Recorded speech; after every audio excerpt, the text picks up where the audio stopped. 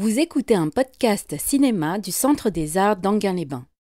Déjà, le titre met un peu la puce à l'oreille. Vous savez que les distributeurs français aiment bien reprendre des succès quand ils traduisent un film américain, quand ils traduisent le titre d'un film américain. Donc, l'extravagant Mr. Deeds de Capra date de l'année suivante. Dans mon souvenir, et donc les distributeurs français se sont calqués sur l'extravagant Mr. Ruggles. Alors ça n'est pas pour ça quand même que j'ai choisi de vous montrer ce film, mais parce qu'il y a une parenté entre les cinéastes et notamment les gens qui travaillent dans la comédie screwball, on peut employer ce terme un peu général, même si on va détailler un peu, dans les années 30. Là, c'était il y a 2 ans, on a vu quelques films d'Ernst Lubitsch qui travaillait à la Paramount et qui a à un moment dirigé la Paramount justement pendant que Mac-Carré a tourné ce film-là. Vous allez voir qu'il y a aussi des rapprochements avec Ernst Lubitsch. Donc il y a tout un univers de la comédie américaine des années 30. Grigory La Cava aussi, My Man Godfrey, Mon homme Godfrey. On est on est au milieu des années 30. Ce film-ci, Ruggles of Red Gap, ça s'appelle en VO, a été tourné en 1934 et sort en 1935. On verra quand vous aurez le film, vu le film, d'éventuels rapports avec Frank Capra, mais on voit un film d'abord, donc honneur à son cinéaste, à son réalisateur. Léo Mac-Carré, est-ce que vous le situez, Léo Mac-Caré? Parce qu'il n'est pas, c'est pas une célébrité absolue. Il a commencé c'est un Américain qui a commencé à travailler dans les années 20 au studio Hal Roach, et c'est même lui qui a eu l'idée, je pense que je vous l'avais dit, d'apparier, j'allais dire d'accoupler, oui, Laurel et Hardy. Et effectivement, d'ailleurs, la notion de couple dans ces films à Léo Mac-Caré va être très importante. Pour ceux qui sont venus la dernière fois, j'ai passé un extrait de l'un de ses chefs-d'œuvre, qui est son film de 1937, Cette sacrée vérité, où pour la première fois, il proposait à Cary Grant de jouer un rôle comique. Il a eu quand même du flair, il a eu raison de le faire, alors que Cary Grant ne sentait pas du tout ce rôle sur le tournage parce qu'il détestait au départ ces méthodes un peu d'improvisation. Il était très mal à l'aise avec ça, et puis il a compris quelque chose à la mise en scène de Léo Mac-Caré et à la mise en scène tout court, Cary Grant. Donc il a été finalement très content de faire Cette sacrée vérité. Mais donc avant ce film, alors vous connaissez aussi Léo Mac-Caré, si vous aimez, si vous adorez comme moi, j'allais dire comme nous pour les gens que je connais parce qu'ils viennent depuis des années, Elle et lui, An Affair to Remember, ce qui est à la fois un mélodrame, une comédie, etc., et qui est l'un des rares cas dans l'histoire du cinéma de auto-remake, c'est-à-dire un réalisateur qui refait lui-même son propre film. Donc Mac-Caré a fait Love Affair avec Charles Boyer et Irene Dunne en 1939, et puis il a tellement aimé son propre film d'une certaine façon qu'il a voulu le refaire pour la génération suivante de spectateurs et avec les nouvelles techniques, la couleur, l'écran large et d'autres acteurs en 58, donc quasiment 20 ans plus tard, avec Cary Grant et Deborah Kerr. Donc voilà, c'est un cinéaste qui a vraiment signé des chefs-d'œuvre. Il a aussi signé des films moins importants, mais en tout cas, à mon avis, ce film-ci de 1934 est vraiment son premier grand film. Alors pas grand dans le sens où il serait prétentieux, pas du tout. Vous allez voir que comme Capra, il a quelque chose une certaine sécheresse qu'on aime dans le cinéma, enfin en tout cas que j'aime dans le cinéma des années 30. Il a eu l'idée, ou est-ce Charles Laughton qui lui a lui-même suggéré l'idée? Ça, on n'est pas sûr. Mais en tout cas, c'est aussi le premier rôle comique de Charles Laughton. Vous savez, cet acteur britannique qui a commencé à travailler à Hollywood en 1931 et qui jouait Néron dans Le signe de la croix de Cécile B. 2000, enfin voilà, qui jouait dans L'île du docteur Moreau aussi, qui jouait le savant fou, voilà, qui a une espèce d'armée de mutants. Bon. Donc il jouait plutôt des rôles sérieux et tyranniques, voire assez monstrueux. Et là, pour la première fois, un rôle comique avec tout le savoir-faire comique de Léo Macaré qui lui vient du muet, du burlesque, mais voilà, comprimé, retenu peut-être par le côté britannique, mais retenu aussi parce que Macaré est en train d'inventer pendant le parlant la comédie sophistiquée d'une certaine façon. Donc que devient le corps de l'acteur quand on n'est pas dans le muet comique, burlesque, voilà, ouvert. Je vous laisse découvrir le film qui est aussi un petit peu un western et on en reparle après. Bon film. Vous voyez que le rythme, pour ceux qui sont venus déjà, qui ont commencé à voir ou revoir Capra, on n'est pas dans le même rythme, c'est pas aussi rapide. Il y a une forme de sécheresse parce que tout ça est bouclé assez vite, mais on n'est pas dans quelque chose de trépidant. Et en fait, quand même, ce rythme, c'est pas une absence de rythme, c'est plutôt, je dirais, une sorte de douceur d'ensemble et qui est la musicalité même de Léo Macaré. C'est-à-dire, je dis musicalité parce qu'il a un sens différent du rythme de Capra, dont je vous disais qu'il faisait beaucoup accélérer les choses et qu'il y a...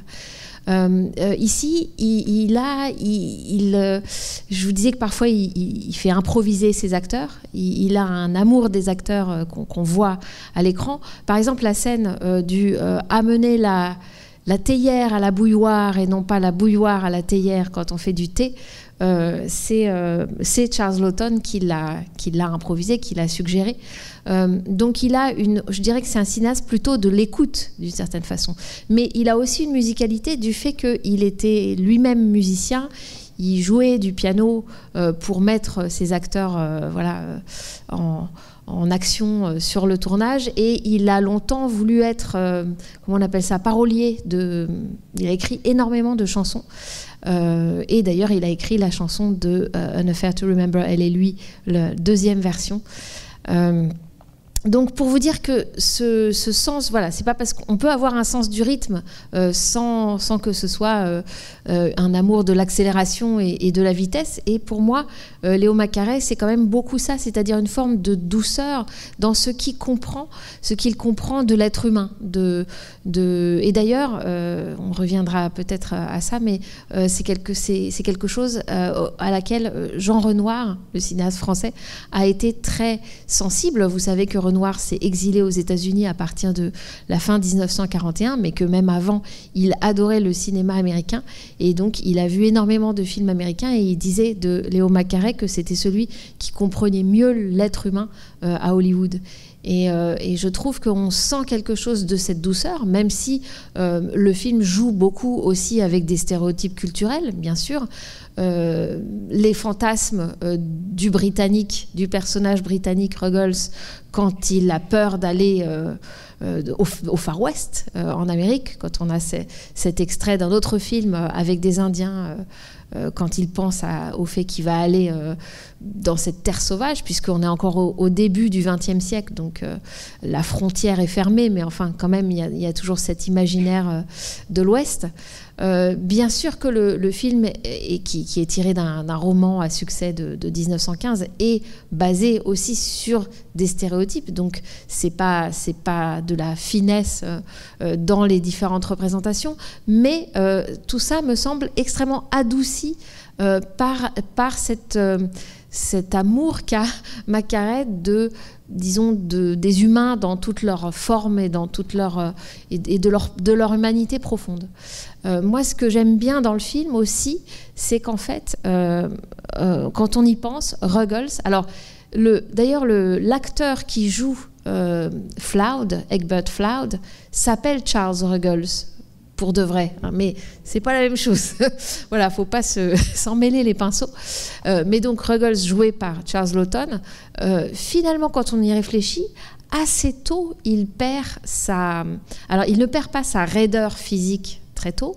En revanche, assez tôt, il commence à être autre chose qu'un valet. Et ça, c'est assez étonnant. C'est-à-dire qu'on a plutôt l'habitude dans les films, enfin à la Crocodile Dundee, enfin dans les films qui transplantent un personnage hors de son milieu. Alors là, c'est son milieu social et géographique et culturel.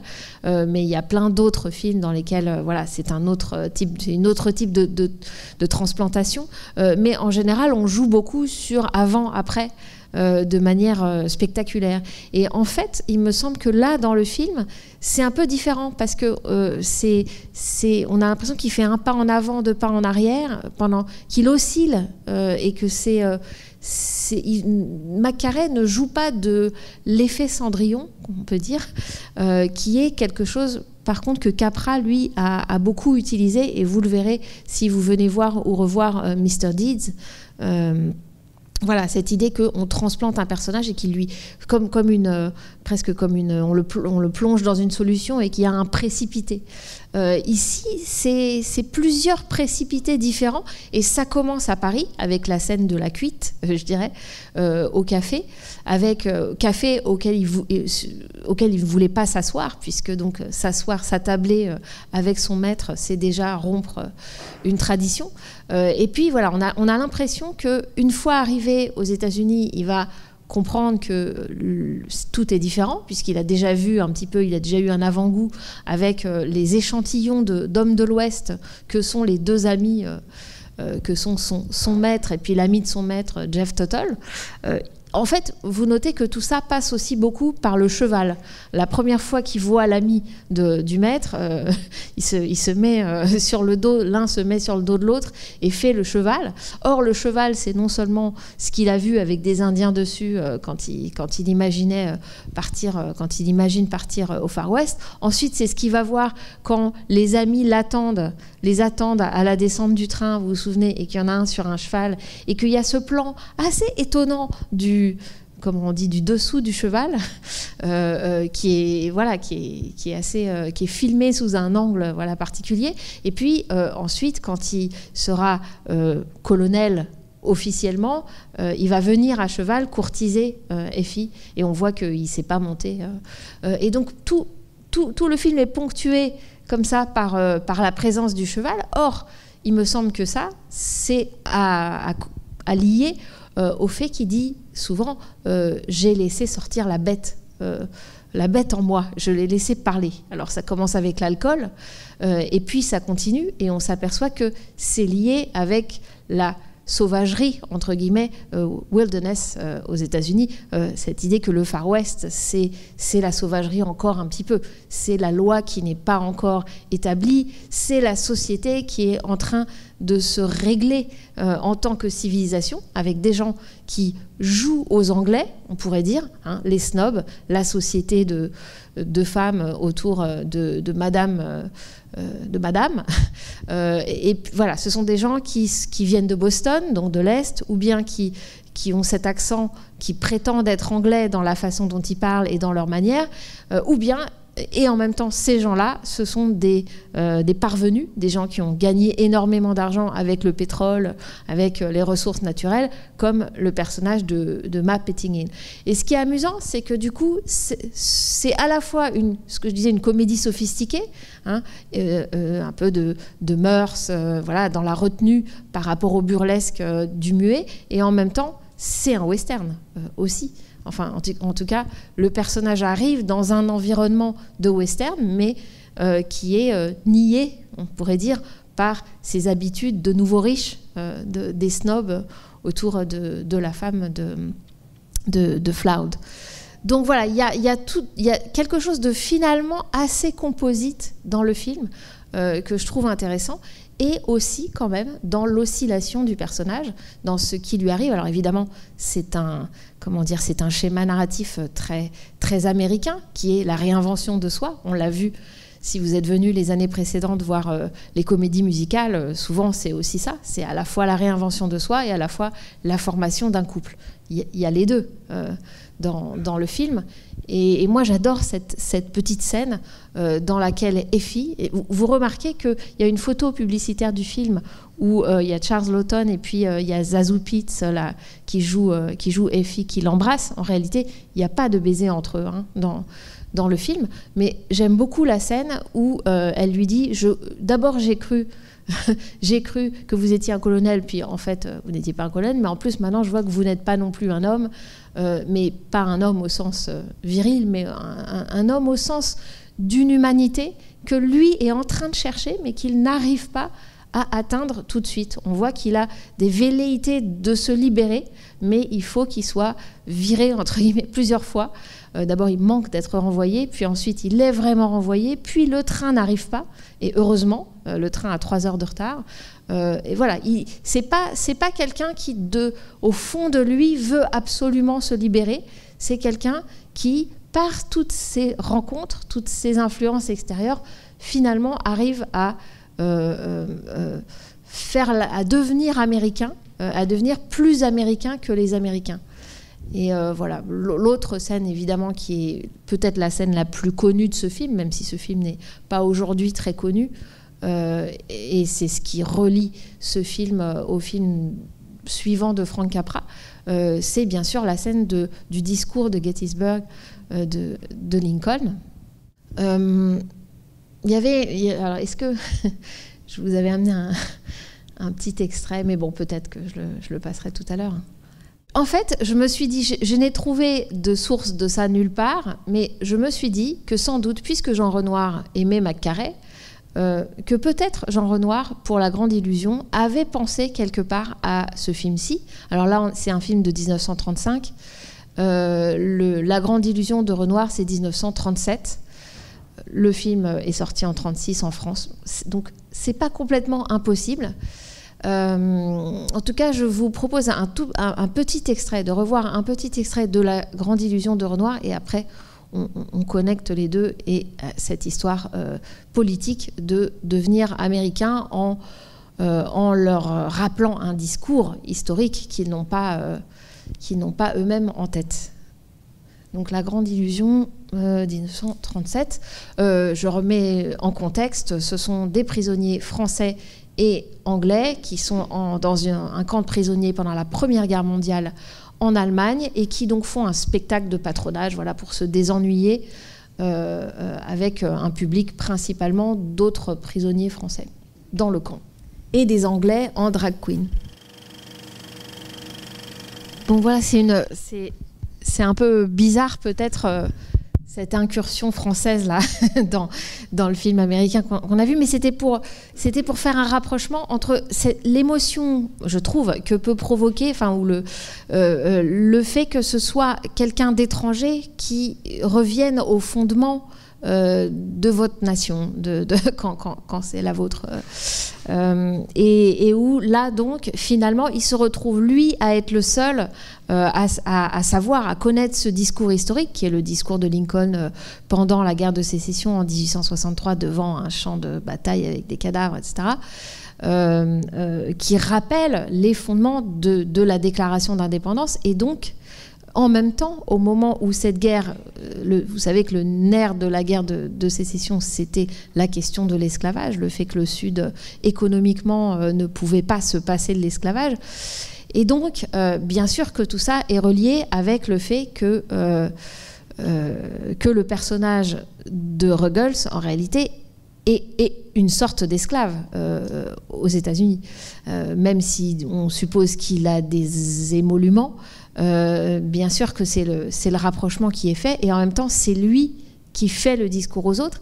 Mais ce qui me semble intéressant aussi dans le film, d'abord et c'est pour ça que je l'ai rapproché du moment de Jean Renoir, c'est que tout ça est lié à une mise en spectacle. C'est-à-dire qu'il y a un moment où il est comme sur une scène, où il est face à un public avec ses plans très frappants, des cow-boys du Silver Dollar qui tout à coup sont absolument statiques, ils sont complètement sidérés, alors qu'avant dans le film on a énormément de plans sur Charles Laughton qui ne bouge pas, avec son côté très raide, il ne bouge que les yeux, donc c'est un burlesque du regard, sauf quand il tombe, voilà. Mais donc très souvent on a des plans statiques, des contre-champs sur lui, très étonné, très surpris, très scandalisé, etc. Et là c'est l'inverse, il les scotche tous avec le discours, et je trouve quand même intéressant que finalement devenir américain, pour lui, on a l'impression aussi peut-être qu'il y a la naissance d'un acteur. À un moment, quand tout le monde dit « mais qu'est-ce qu'il a dit Lincoln ? Je sais pas, moi non plus. » Et vous vous souvenez comment ça lui vient, ça lui monte comme une espèce de murmure, comme ça. Et je me dis que c'est comme un acteur qui réciterait son texte un petit peu dans sa tête, ou qui le répéterait comme ça, avant de véritablement le performer devant un public, et sans doute aussi de l'entendre d'une façon différente une fois que les autres sont là et l'écoutent sans bouger. Donc je trouve intéressant que finalement le parcours du film, ce soit pas seulement devenir américain, d'une part parce que il ne devient, à un moment on croit qu'il devient plus américain que les Américains, puisqu'il il connaît ce discours par cœur, alors que les autres ne le connaissent pas. Mais en même temps, ça c'est pas la dernière étape. La dernière étape, c'est qu'il crée ce restaurant qui s'appelle le Grill anglo-américain. Et que donc ce qu'on comprend, c'est qu'il restera en même temps complètement anglais et en même temps complètement américain. Bon, voilà, moi je trouve ça intéressant. C'est quand même la formation de l'Amérique, j'imagine, c'est aussi ça. Enfin, c'est toujours des gens qui ont une autre culture, plus celle de l'Amérique. Mais donc voilà, aussi, ce qui m'intéresse, c'est que j'ai l'impression que c'est la naissance d'un acteur. Enfin, que c'est en dessous, hein, c'est pas ouvertement le thème, mais sans doute aussi parce que c'est Charles Laughton et que c'est un acteur avec un grand A. Il y a quelque chose de théâtral dans son expérience d'acteur, dans son jeu d'acteur, mais pas au début. Et puis finalement, on s'aperçoit qu'il lui faut cette scène. Et d'ailleurs, à la fin, à la toute fin, il se trompe, il croit qu'il participe à la chanson, qu'il est dans le collectif pour honorer quelqu'un qui serait George, le comte, qui serait en quelque sorte sur scène, l'invité d'honneur. Et en fait, il s'est trompé parce que c'est lui qui est sur scène, c'est lui voilà, qui est mis sur un piédestal par les autres. Donc il y a toujours cette idée que voilà, arriver à véritablement être sur scène, je trouve ça assez beau, même si... C'est pour ça que le film est finalement un peu plus complexe que ce qu'on peut croire. Comment interpréter le fait que quand même à la fin, et c'est assez drôle du point de vue de la mise en scène, ça fait penser à Lubitsch d'ailleurs, vous vous souvenez quand à la fin Floud renvoie Ruggles derrière la porte à la cuisine pour justement se baiser, on suppose, avec sa bien-aimée, mais que nous on ne voit pas. Mais quand on y réfléchit, c'est quand même son maître ou son ancien maître qui le renvoie en cuisine. Donc voilà, il y a quelque chose de moins évident que ça. En même temps, du point de vue de la mise en scène, le fait que le baiser se passe hors champ, ça fait beaucoup penser à Lubitsch. Pour ceux qui sont venus, l'histoire des portes, ce qui se passe derrière une porte, c'est toujours quelque chose d'amoureux ou enfin de sexuel, en l'occurrence chez Lubitsch. Donc c'est à la fois comique, mais à la fois ça pose quand même question que finalement il soit renvoyé à la cuisine. Et d'ailleurs, il y a une expression qu'on entend dans le film que je ne connaissais pas spécialement. Il dit mais de toute façon, moi je viens d'une lignée de valets. Vous vous souvenez ? Mon père était valet et son père avant lui. Et il dit My father was a gentleman's gentleman. Donc en fait, je ne savais pas qu'on emploie aussi le mot gentleman pour dire le valet de quelqu'un. Donc il reste complètement un gentleman au sens où on l'emploie, avec sa dignité, avec ses principes, avec sa façon de se tenir, etc. Et en même temps, il devient aussi son propre maître et il comprend ça à travers l'histoire américaine de l'abolition de l'esclavage.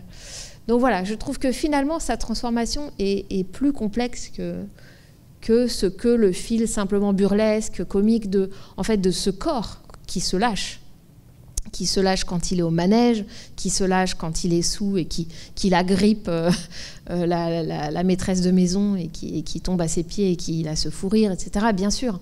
Mais en même temps, il y a cette autre transformation qui me semble assez belle dans le film et qui rapproche évidemment donc ce film des films de Capra, puisque souvent Capra utilise un personnage un peu candide, un peu pas encore fini, on pourrait dire, ou justement un campagnard pour mettre à l'épreuve les grands principes de la démocratie et de la politique américaine, c'est-à-dire en fait mettre à l'épreuve les idées et l'idéalisme du personnage dans la réalité comique parfois ou mélodramatique des situations.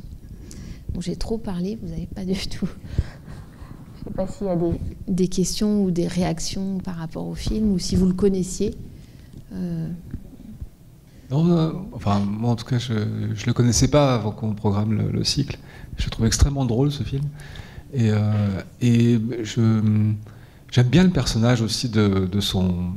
Enfin, du Lord, enfin de son maître, quoi. Je trouve très très drôle. Et je trouve qu'il est super bien joué et que... c'est assez étonnant parce qu'il a toujours l'air en fait mal à l'aise avec son propre rôle. Je sais pas, c'est assez bizarre. Et toi, tu parlais de la manière dont Ruggles va s'émanciper, etc. Lui aussi, mais c'est vrai. Et en fait, il y a la fameuse scène en fait de la batterie et du piano, et il finit par taper trop fort. En fait, il y a quand même un truc de libération quand même. Ah oui, tout à fait. C'est très beau. C'est vrai. Et c'est en miroir, puisque bon, c'est le maître et le valet au départ. C'est vrai qu'il a une façon aussi lui de mumble. Il marmonne. Il marmonne tout le temps.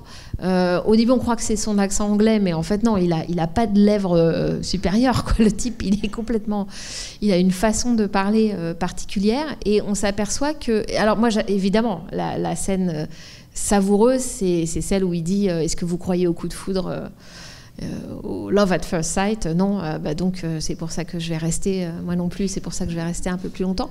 Et c'est vrai que du coup, c'est différé, puisqu'on a l'impression que quand il casse la grosse caisse, c'est un truc quasiment, enfin c'est un élan, soit sentimental, soit de désir. Donc ouais, ça je trouve ça très beau, et avec aussi l'idée peut-être que la batterie, c'est aussi très américain. Enfin, il y a quelque chose comme ça, d'une forme de modernité. On ne sait plus trop à quelle époque on est, ni dans quel pays on est. Parce qu'on est dans cette société qui paraît presque anglaise, enfin, dans la façon dont ils parlent et tout ça.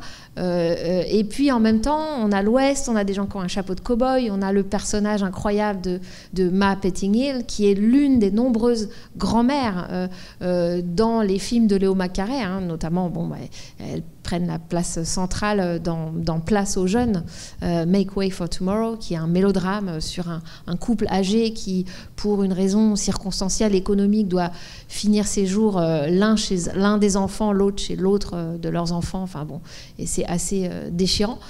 Mais en tout cas, donc ce personnage de la très riche belle-mère.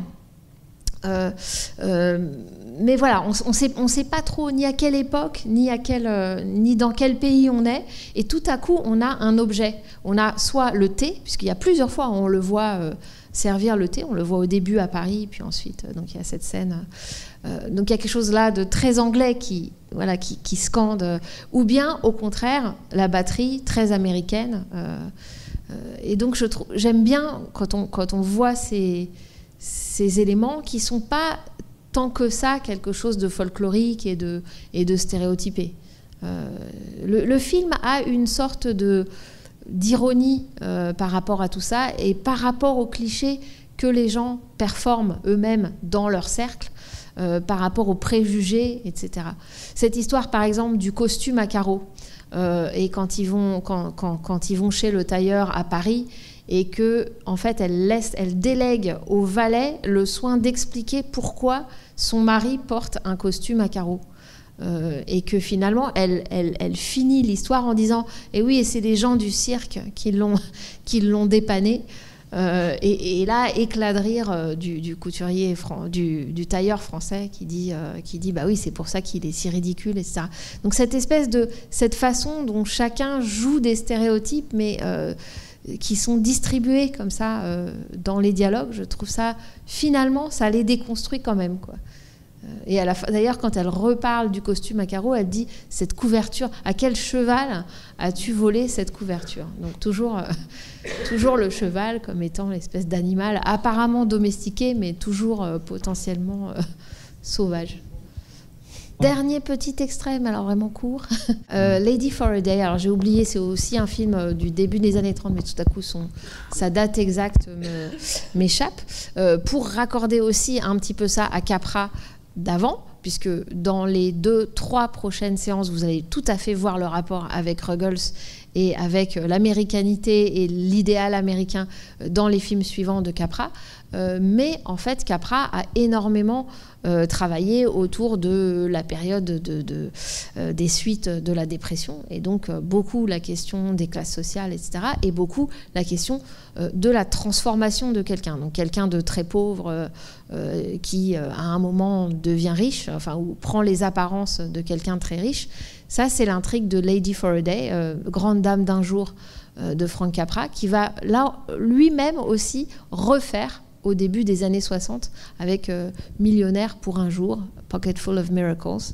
Il prend le même film, mais il le refait en 60. Et je vous montre juste le moment où donc une clocharde vendeuse de pommes, Apple Annie, va se retrouver transformée. Pourquoi ? Pour une raison cette fois-ci non pas comique mais mélodramatique, parce que sa fille qui vit en Europe tout à coup lui annonce qu'elle revient momentanément à New York pour épouser quelqu'un de très riche. Et donc sa mère est absolument paniquée parce qu'elle lui a menti. Elle lui a écrit avec du papier à lettres d'un hôtel 4 étoiles pour lui faire croire qu'elle était, qu'elle était elle-même dans la haute bourgeoisie new-yorkaise. Et voilà, branle-bas de combat, quand la fille débarque, elle a des amis dans la pègre qui l'aiment bien. Elle est un petit peu leur amulette, leur porte-bonheur. On lui achète une pomme et tout va bien quand on est un gangster. Et donc, ses amis décident de l'aider à être la grande dame d'un jour. Vous voyez comme le rôle social est toujours une performance. Et on voit, eux aussi, ils sont filmés comme un public. La différence, donc, c'est que je trouve qu'il y a cette ellipse et il y a ce côté, on ferme la porte, hop, et puis ellipse, et puis elle est maquillée, elle est habillée et elle ressort. Mais on voit bien que, en fait, la transformation de l'apparence ramène toujours le personnage à une forme soit de nature profonde, soit ce qu'il était avant. Mais en tout cas, Capra, c'est vraiment plus l'effet Cendrillon, vous voyez, et c'est plus simple d'une certaine façon. Il y a quelque chose de cet ordre de l'apparence fait tout. Et si vous êtes venu voir aussi le film The Miracle Woman avec Stan Wick sur la prédicatrice, il y avait aussi ce moment où elle se mettait en robe de soirée alors que d'habitude elle avait son habit de prédicatrice. Voilà.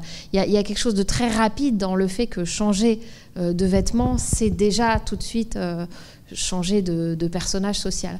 Il me semble que là, dans le film qu'on a vu chez McCarey, tout ça est beaucoup plus subtil, plus doux, plus, voilà, de l'ordre d'une transformation plus profonde et en même temps qui prend plus de temps. Et voilà, moi j'apprécie en tout cas chez McCarey ça, cette sorte d'épaisseur des sentiments, qui évidemment culmine dans Elle et lui, mais qu'on a tendance à ne pas voir quand c'est pas une intrigue plus directement sentimentale, mélodramatique ou amoureuse. Voilà, c'est pour ça que je voulais vous montrer aussi ce moment. Et d'ailleurs, l'actrice, ça me fait penser, dont le nom m'échappe, mais qui joue Apple Annie, c'est l'actrice qui joue la tante de Katharine Hepburn dans L'impossible Monsieur Bébé de Howard Hawks en 1938, et qui sort avec un monsieur qui s'appelle le Major Applegate. Si vous avez vu L'impossible Monsieur Bébé, c'est le type qui sait exactement imiter le cri de la panthère. Et ce type est joué par Charles Ruggles, qui joue donc Egbert Flood dans l'extravagant Mr. Ruggles. Donc voilà, il y a un effet un petit peu de troupe dans ce cinéma du milieu des années 30 comique, avec énormément d'acteurs de second plan. Et dernière, ce qui me fait penser à une autre actrice à ce moment-là de second plan, mais qui a été une star, et qui est Zazie Pitts, donc qui joue Effie, qui joue notamment dans Les Rapaces de von Stroheim, donc qui pendant le muet a été, alors pas exactement de l'ordre de comment l'actrice de Griffith, Dorothy et Lillian Gish. Lillian Gish, merci, mais qui lui ressemble à Lillian Gish et qui avait aussi ce genre de rôle. Évidemment, là, on on est 20 ans après, mais voilà, ce sont des acteurs dont certains étaient déjà dans le muet et qu'on peut reconnaître comme ça d'un film à l'autre des années 30. Oui, je voudrais que vous nous parliez 2 petites secondes de cette scène où Ruggles est assis en train de lire et il choisit de dire je lis l'histoire des présidents américains. C'est vrai qu'il est en devenir là-dessus, hein, ça recoupe ce que vous disiez, et il est assis comme un lord dans un fauteuil, et là c'est la transgression suprême, c'est pour ça qu'il se fait virer 2 petites secondes après. Voilà, je voulais juste... Oui, vous voulez parler d'une forme de jouissance qu'il a à toujours transgresser un petit peu. En tout cas, moi c'est comme ça que je disais quand je disais qu'en fait il est presque tout de suite... tout ça n'est pas une espèce de progression comme ça où à la fin du film il se dirait ah mais oui bien sûr je suis égal mais où en fait c'est toujours il fait des petites transgressions dès le début. Il est maître de la situation depuis le début. D'abord il a une classe folle, il sait parler à son propre mélode et on voit qui domine en fait. On est toujours dans cette dialectique du maître et de l'esclave hein, qu'on connaît bien de chez Marivaux, enfin nous dans notre théâtre en France. Voilà, ça se reproduit encore. Et puis j'aime beaucoup aussi la scène où il met son torchon, il retrouve son identité profonde de cuisinier et il la revendique là à ce moment-là. Je trouve ça assez beau. Mais c'est ce passage où il est vraiment assis comme un seigneur et quand il a ce livre ouvert devant lui. Oui, et d'ailleurs, ce côté Marivaux, Beaumarchais, c'est-à-dire les maîtres et les domestiques qui, pour des intrigues amoureuses aussi dans le théâtre du XVIIIe, échangent leurs costumes, leurs uniformes et donc leur classe sociale. Et voilà, tout ça a inspiré aussi Jean Renoir, hein, bien sûr, si vous avez vu ou revu La règle du jeu ici il n'y a pas très longtemps. Donc oui, effectivement, le fait qu'on voit dès le début qu'il y a ce côté, l'esclave est en fait le maître de son maître, il me semble que quand même, nous en tant que spectateurs, ce qu'on voit, c'est qu'on est quand même, on a un petit coup au cœur à chacune de ces transgressions. C'est-à-dire qu'il retombe dans une forme de servilité un petit peu, quand même. On est étonné qu'il retombe dans une forme de servilité, puis hop, il a un pic, hein, comme quelqu'un qui aurait des ups et des downs. Par exemple, quand le snob de Boston, qui est le pire, qui a une vision... En fait, c'est ça. Le Belknap Jackson, c'est vraiment le type qui a la culture de l'Europe, donc qui sait ce qu'est un valet par rapport à toute la tradition de cette classiste, disons, européenne, mais qui en plus, par-dessus, a la culture américaine de vous travaillez pour moi, je vous vire, voilà, du capitalisme, voilà, vous êtes ma chose parce que j'ai payé, je peux vous renvoyer demain, ça. Donc c'est vraiment le pire. Mais quand il lui met un coup de pied aux fesses, vous vous souvenez, à la garden party, tout de suite il répond par un autre coup de pied aux fesses, et il me semble que nous, on est surpris. Et en même temps, on est renvoyé aussi à la tradition du cinéma burlesque, quoi. Il y a ce côté où on se balance toujours des tartes et des coups de pied aux fesses. Donc oui, il y a toutes ces façons dont il transgresse, et vous avez raison, il peut de manière complètement statique, il est juste là à lire son journal, mais habillé d'une certaine façon, et justement ne bougeant pas, alors que l'autre entre dans la... non, il lit pas son journal, il lit le livre... il apprend son texte, on pourrait dire. Mais voilà, effectivement, il lui suffit de ne pas bouger et de tenir sa position pour narguer absolument l'autre qui craque et qui le... Mais en même temps, le film maintient cette espèce de suspense parce que ensuite, quand il est viré et qu'on le voit comme ça sur le quai venteux là, à la gare, on a vraiment, il me semble, une empathie pour lui. Il est complètement lâché dans ce pays qu'il ne connaît pas. Donc on le voit pas comme quelqu'un de maîtrisant toute la situation et tous les maîtres non plus de manière définitive. C'est ce côté en pointillé aussi qui est assez... Oui, dans ce zigzag entre domination et puis retrait, la scène où il met dehors celui qui l'a renvoyé. Oui. C'est une sorte de victoire, là où voilà, il se dépasse lui-même, c'est pratiquement, naturellement, il ne se maîtrise pas, mais il fait ce qu'il faut faire. Alors, oui. Et alors, ce n'est pas sûr que tous ceux qui sont autour dans ce restaurant vont être de son côté. Oui. Alors, voilà, il y a un moment de tension encore. Oui, oui, le public, on n'est jamais sûr de son public. Et effectivement, moi, quand je le revois, le film, le moment où il dit « les mots me manquent ». Alors que justement, lui, britannique, etc., il a une maîtrise des mots, il a un vocabulaire plus développé que les Américains rednecks chez qui il va. Et là, il dit, il a tout ce dialogue, monsieur, etc., monsieur, puis à un moment, les mots s'arrêtent. J'ai plus de mots et j'en viens aux mains. Et pour moi, ça, c'est la dernière étape de justement, j'ai laissé parler la bête en moi. Et c'est pas forcément quelque chose de, comment dire, de très, c'est le contraire de la civilisation d'une certaine façon. Donc là, on est un peu comme dans, si vous vous souvenez de Liberty Valance, L'homme qui tua Liberty Valance, au début des années 60, le film de John Ford, que vous avez vu plusieurs fois ici, où en fait on s'aperçoit que le type qui vient apporter la loi et la civilisation, bah oui, d'accord, mais il a été aidé par un type qui en est venu aux mains. Donc en fait, sous l'établissement de la loi et de la civilisation, il y a une violence physique. Et il me semble que là, c'est un peu pareil. C'est-à-dire que pour que son restaurant reste un lieu civilisé, où on ne dit pas des saloperies sur Nell Kenner, eh bien, il faut dégager ce type manu militari. Oui, c'est pas brillant moralement non plus. C'est un beau contraste entre ses manières bien cultivées, etc., et la bête en lui et cette alternance. Bien sûr, oui. Et nous, spectateurs, on apprécie aussi ce côté, ce balancement entre l'homme ultra civilisé et la bête absolue, mais je pense pas que quand on y réfléchit, politiquement, ce soit forcément très défendable. Mais bon. Oui, on est en train de se souvenir toutes les deux des cris d'animaux qui poussent, et il surprend tout le monde quand il est sous alcool la première fois. Oui, tout à fait.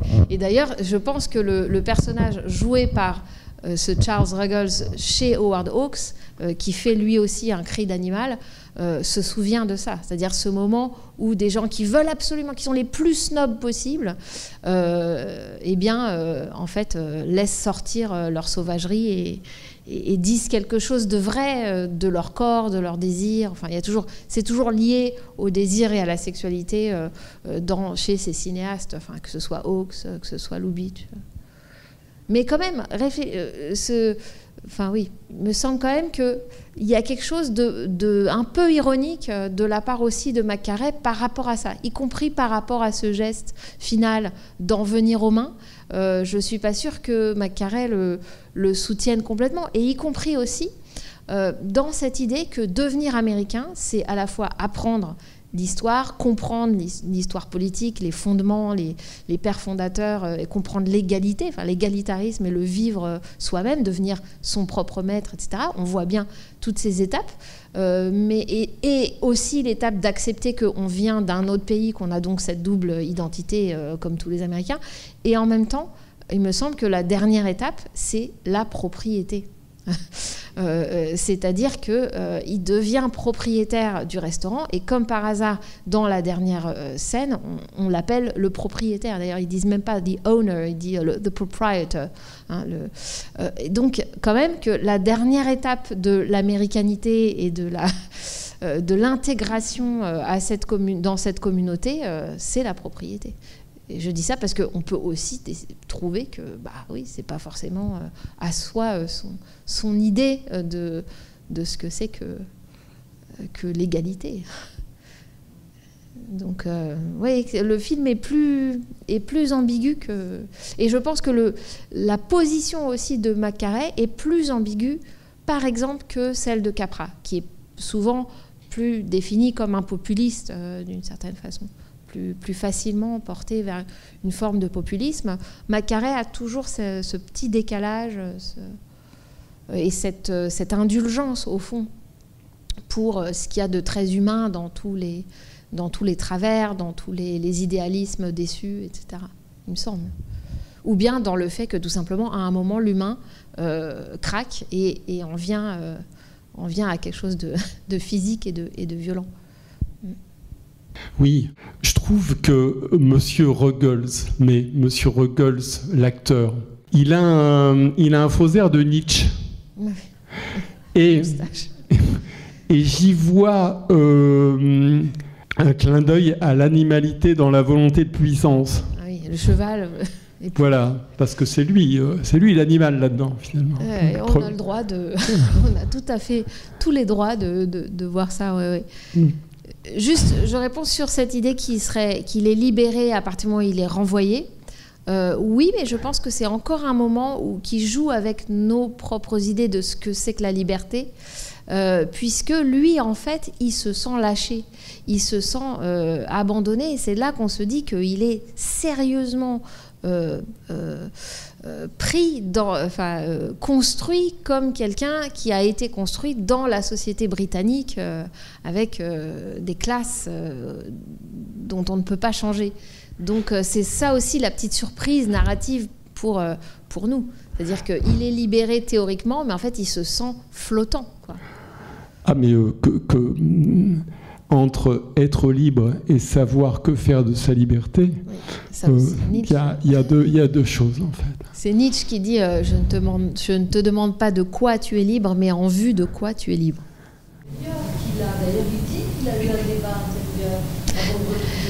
Oui, c'est beau la métaphore qu'il emploie. Je me suis battue. Ah bon, ils étaient plusieurs. Non, un. Ah bon, une femme. Il y a aussi l'étape. Ah non, pas une femme, moi-même. Ah bon, et vous avez réussi. Mais alors, je ne vous savais pas aussi fort. C'est aussi cet art du dialogue qui fait qu'il y a une sorte de jeu de main chaude. Il n'y a pas une chose drôle, il y a trois choses drôles dans le même dialogue, quoi. Et en même temps, c'est vrai que c'est un combat avec lui-même. Ouais. Dans le Mr. Ruggles, valet et homme en devenir, je vois le Peter Sellers de Bienvenue Mr. Chance, avec la différence fondamentale, c'est que l'impassibilité est un moteur au changement de ce qui l'entoure. Chez Sellers, avec cet homme d'affaires qui tout d'un coup prend conscience de son métier d'homme d'affaires.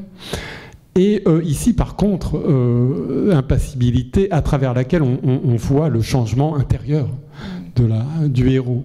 Ouais, c'est pas facile à jouer, ça. De montrer quelqu'un qui bouillonne, qui est en train de se poser plein de questions et tout ça. C'est facile quand il y a des craquages, quand il y a de l'alcool et tout ça, mais c'est pas facile. Et avant, moi, je sais pas si j'aime tant que ça le jeu de l'automne avec ses yeux. Mais en tout cas, c'est sûr que c'est beaucoup le regard au début qui roule, les yeux qui roulent. Et surtout, je trouve qu'il a une façon de regarder devant, comme ça. Quand quelqu'un lui parle, vous vous souvenez, il le regarde jamais dans les yeux. Donc on se dit, ok, il ose pas parce que c'est comme un cheval avec des œillères. Mais je trouve que ça lui donne une sorte de regard de non-voyant, enfin, d'une certaine façon. Et donc ça renvoie aussi à sa propre ambivalence sur est-ce qu'il veut vraiment la liberté qui lui est offerte par le fait de traverser l'Atlantique, quoi. Un salarié retrouve sa liberté quand on le congédie, en fait. Alors là, c'est pas très clair. On ne sait pas très bien s'il reçoit vraiment un paiement. Je ne sais pas si... il n'est jamais question dans le film de ces gages, quoi. On suppose qu'il est payé. Et d'ailleurs, du côté américain, il est payé, puisque à un moment, justement... il est forcé d'aller à cette garden party, à ce beer bust, là, à ce bière à gogo, parce que finalement, l'Américain lui dit « Mais enfin, c'est qui vous paye ? Bon, bah, c'est moi, donc vous venez. » Donc là, on comprend qu'il est payé. Mais c'est vrai qu'en Angleterre, on a l'impression que c'est des espèces de dynasties comme ça de domestiques. Et voilà, c'est plutôt de l'esclavage que du... Mais effectivement, là où je comprends ce que vous voulez dire, c'est que en fait, ce discours de la liberté, c'est toujours très idéologiquement très chargé, parce que ça recouvre des choses très très différentes. Et là, ce qu'on voit, c'est effectivement quand il est libéré, c'est qu'il n'a rien et qu'en plus, il est dans le désert, hein, littéralement. Puisqu'en fait, la ville n'est pas une ville, c'est a settlement, comme il dit. Mais oui, un trou, ouais, a gap, red gap. Bon, bah merci pour tous ces éclairages obliques ou frontaux. On se retrouve donc avec toi le 12 février pour un autre extravagant Mr. Deeds. Venez absolument, très grande comédie américaine avec Gary Cooper. Voilà. Magnifique.